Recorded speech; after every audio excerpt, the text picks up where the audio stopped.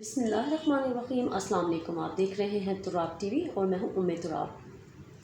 2022 میں پاکستان میں جو سیلاب آیا ہے اس نے بہت سارے علاقوں کو تباہ و برباد کر کے رکھ دیا ہے۔ بہت تباہی مچی ہے 2022 کے سیلاب میں، لیکن سب سے زیادہ جو متاثر ہونے والے علاقے ہیں وہ اندرون سندھ ہیں، تونسا شریف اور خیبر پختونخوا کے علاقے سب سے زیادہ یہ علاقے متاثر ہوئے ہیں۔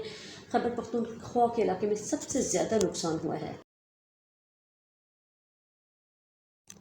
یہ وہ بد نصیب لوگ ہیں جو اس بڑے سے پتھر کو اپنا مسیحا سمجھ بیٹھے تھے۔ انہوں نے دیکھ رکھے ہیں آپ کہ انہوں نے رسیاں باندھ رکھی ہیں۔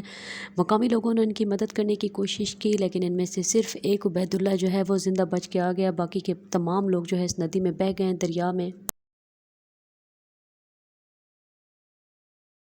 آج پھر ناظرین آپ لوگوں کے ساتھ ایک دردناک کہانی شیئر کرنے جا رہی ہوں، لیکن اس سے پہلے آپ لوگوں سے ایک بڑی ساری ریکویسٹ ہے کہ میری ویڈیو کو لائک کیجیے گا، شیئر کیجیے گا اور میرے چینل کو کر دیجیے گا سبسکرائب۔ 5 افراد کی جو کہانی ہے اس نے سب کا دل دہلا کر رکھ دیا ہے، اس نے تمام پاکستانیوں کو جھنجھوڑ کر رکھ دیا ہے۔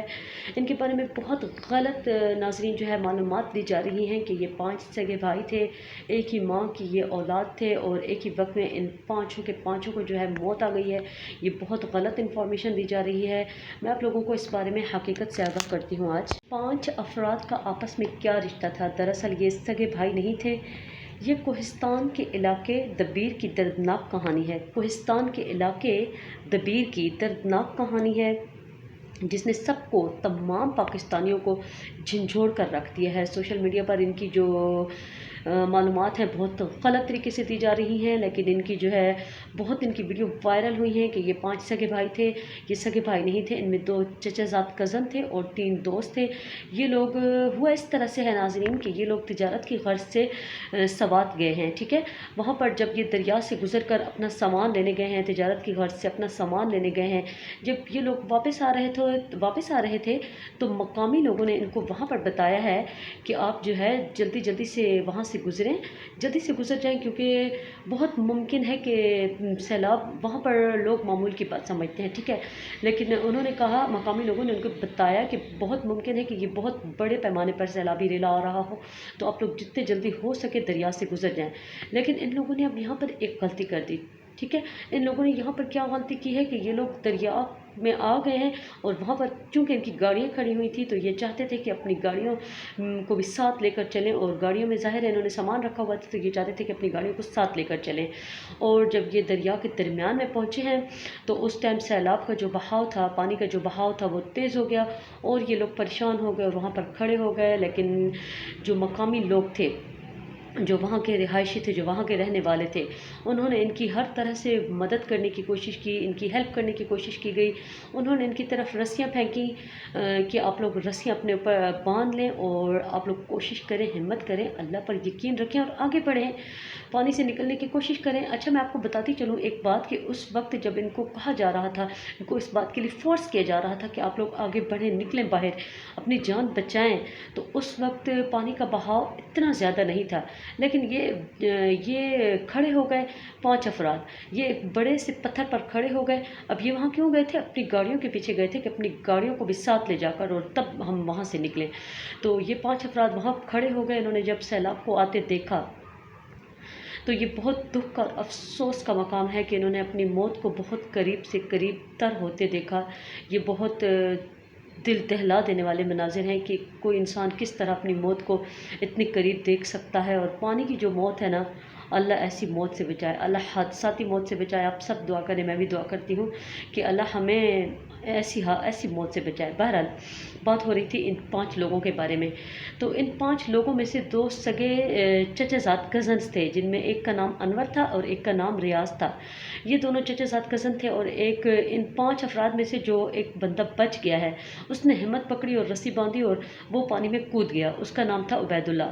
وہ ایک خوش نصیب انسان تھا، وہ اس لیے بچ گیا ہے ناظرین کیونکہ اس کی ابھی زندگی تھی، اس کی موت کا وقت اس مقام پر مقرر نہیں تھا جہاں پر ان 4 لوگوں کی موت لکھی ہوئی تھی، وہاں پر اس 5ویں افراد کی موت نہیں لکھی ہوئی تھی، اس لیے وہ دریا سے سلامت واپس آ گیا، زندہ بچ گیا۔ لیکن یہ جو 4 افراد تھے इनके लिए बहुत दुख का मकाम है, इनके लिए हमारे लिए ये बहुत दुख का मकाम है। अफ़सोस की बात है, इनके लिए जितना भी दुख किया जाए, अफ़सोस किया जाए, कम है कि ये लोग वहाँ पर बड़े सारे पत्थर को अपने मसीहा समझ बैठे और ये लोग वहाँ पर ही खड़े रहे।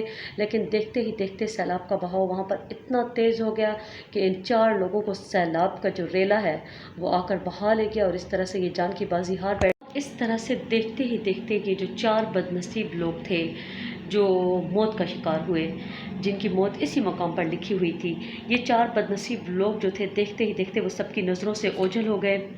इन्होंने ना उस बड़े सारे पत्थर को अपना मसीहा समझ लिया था, लेकिन सैलाब के बड़े रेले ने इस पत्थर को भी कुछ ना समझा और वो उस बड़े सारे पत्थर को बहा ले गया। उबैदुल्ला, जब मकामी लोगों ने इनकी तरफ रस्सियाँ फेंकी तो उबैदुल्ला मान गया और उसने जो है कोशिश की, हिम्मत की, अल्लाह पर यकीन किया और वो बाहर आ गया।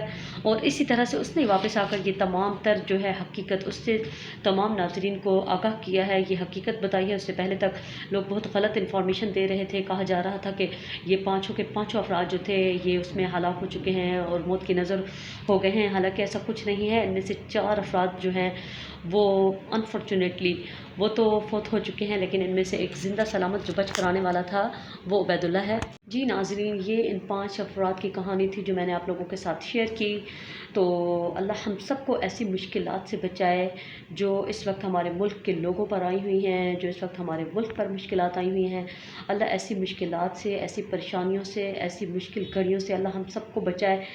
और मेरी आप सबसे अपील है, प्लीज़ अपना अपना हिस्सा डालें, इन लोगों के लिए आगे बढ़ें। इन लोगों के लिए खाने पीने के लिए कुछ नहीं है, बच्चे भूख से मर रहे हैं, पहनने के लिए उनके पास कपड़े नहीं हैं, सर ढाँपने के लिए उनके पास जगह नहीं है, ऊपर से बारिशों का जो सिलसिला है वो भी शुरू हो जाता है तो ज़ाहिर है उनके पास टेंट नहीं है, खाने पीने की अशिया मौजूद नहीं हैं।